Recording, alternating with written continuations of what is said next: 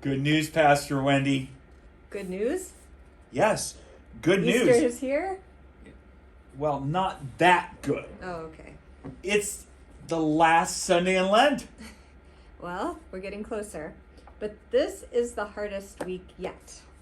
Oh, I 100% agree. I've been looking at this story of Mary, Martha, and Lazarus.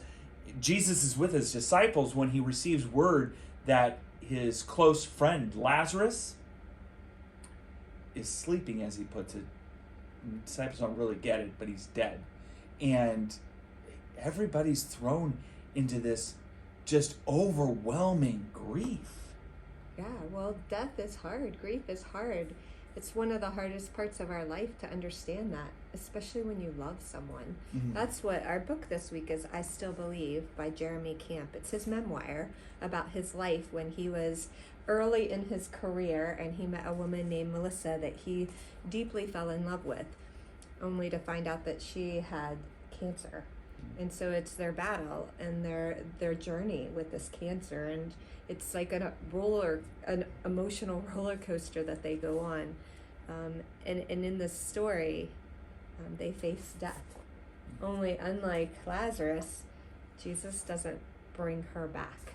And I think that's the hardest part for us, is that when we have loved ones that we love so dearly and we want them to be like Lazarus and for God to give them back to us. Well, and that is so true. The story of Lazarus reminds us that, yes, Jesus is there, present in the midst of our suffering. Jesus even weeps with us.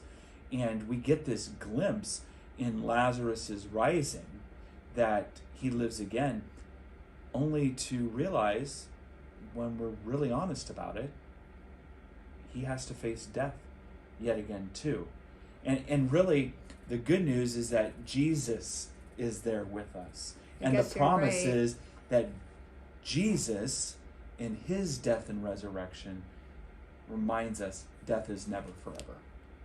Right. I guess you're right. The one part of life is that we all have to die. Even Jesus had to die. But it doesn't end there. It doesn't end there. And so thankfully, we will get to Easter. But the good news is, Lent's almost finished, and Holy Week and Easter are almost here. Almost. So join us this last week of our Lenten season as we face the pain of the cross, but we also realize the hope and the promise that comes from our Savior. We'll see you on Sunday as we celebrate the good news together. See you then.